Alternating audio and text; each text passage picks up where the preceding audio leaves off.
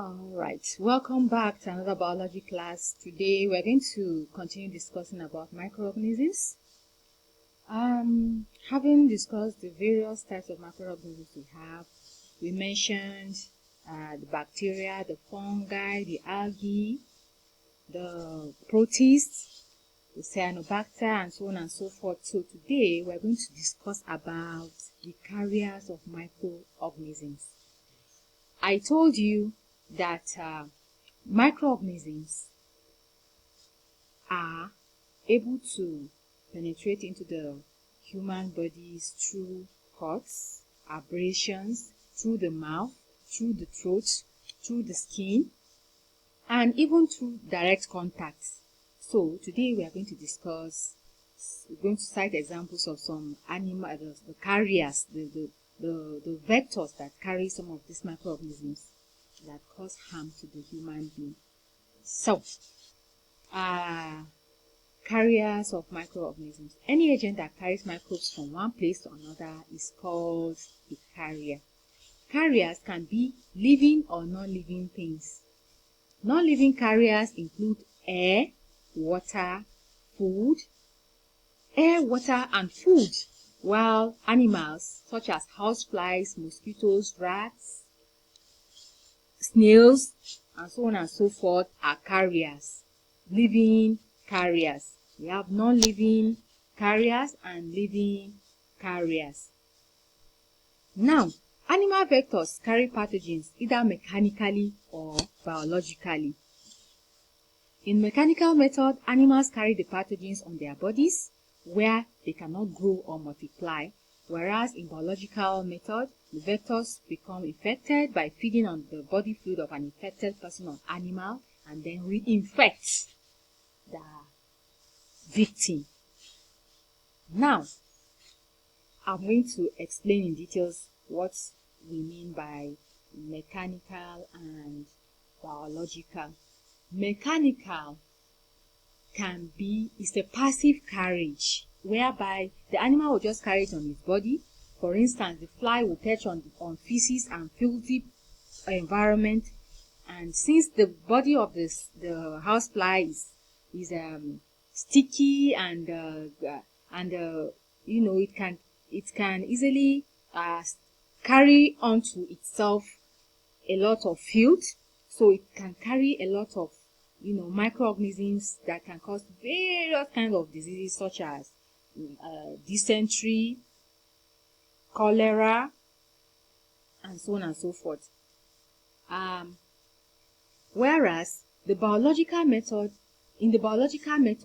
the animal, the pathogen or the microorganisms itself is in the body of the animal, the vector animal, maybe through feeding, maybe it fed on the blood of an infected person, for instance, in malaria fever, where the Anopheles mosquito will bite an infected person that is already having malaria, and then after it has bitten the person that is already having malaria, it will carry this plasmodium, which is the causative agent of malaria in it, and then it will bite another person and then infect the other person with malaria. So that is an example of biological method whereby this microorganism will be in the body of the animal, and then it can even multiply inside the body of an animal, and then the animal will now be able to infect another animal or person through biting it or even getting into the body of that person. You understand? So this is what we refer to as biological method of carriage. Now we're going to go to various examples of illnesses and the carriers of such illnesses. Now, recently we had a case of Lassa fever in Nigeria, whereby we said we should make sure we get rid of the rats that are in our environment. These rats usually infect human beings through their feces and urine, where human beings ingest or eat food that is already contaminated by the urine and feces of these rats that are carriers of this Lassa virus. Okay, so this animal, these rats become what? The carrier of what? Lassa virus. And the disease it causes is what? Lassa fever. Another common example, and the one that we are very familiar with again, is the Anopheles or female mosquito, which carries what? The microorganism called Plasmodium, which is a protozoan. Okay, and this one is the one that causes malaria fever. Then we have what? The tsetse fly. The tsetse fly carries another protozoan called trypanosome, and this trypanosome is the one that causes the sickness that is called sleeping sickness, in other words trypanosomiasis. Okay, so trypanosome is a microorganism, tsetse fly is a vector, while the disease it causes is what? Trypanosomiasis or sleeping sickness. Okay, so we have the housefly. The housefly is very common, and especially in filthy environment. That's why we are always saying we should keep our environments very clean, because the housefly carries more than 5 different kinds of microorganisms. But in this example, you can see it mentioned only Vibrio cholera, which causes what?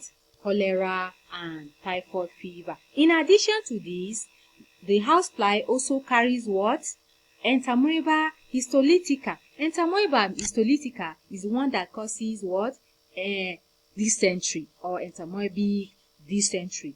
The housefly also carries the Shigella species in addition to Salmonella, and all these are responsible for causing one form of gastrointestinal sickness or the other.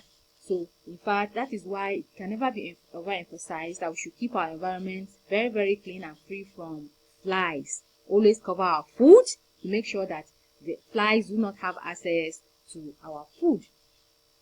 The fourth example in this category is Aedes mosquito. It's another type of mosquito.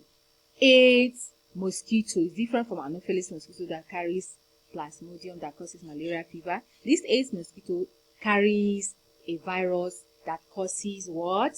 Yellow fever. It causes yellow fever. Okay, so these are examples of vectors that carry some microorganisms that cause some kind of illnesses. Okay, having discussed this, we're going to go over some of these questions together, and I expect that by now you should be able to name various kind of microorganisms that are around us, and you should be able to cite examples of each type. For instance, bacteria is okay. These are examples of bacteria. You should be able to cite the examples of fungi. You should be able to cite the examples of algae, and an example of each category of microorganisms. The 5 categories of microorganisms I mentioned in our last lesson. Now, in this lesson, I expect that you should be able to state what vectors are. What are vectors? 2. Mention 2 ways by which animal vectors carry pathogens. In other words, talking of the mechanical method and the biological method. I also expect that you should be able to explain each method that you have mentioned in the question previously stated. Okay, and then generally I expect you to be able to give examples of the following microorganisms, like I mentioned earlier: fungi, bacteria, algae, and protozoan. And then you should be able to explain what agar means. Okay, and then describe ways by which microorganisms can be transmitted. Okay, state the vectors and the diseases caused by the following organisms: 1. Plasmodium, 2. Trypanosome, and 3. Vibrio cholera. State the vectors and the diseases caused by the following organisms: 1. Plasmodium, Trypanosome, and Vibrio cholera. So I expect you to submit your assignment via your class dojo, and I hope each and every one of you is going to do that. So have a nice day, and see you again in the next class. Thank you.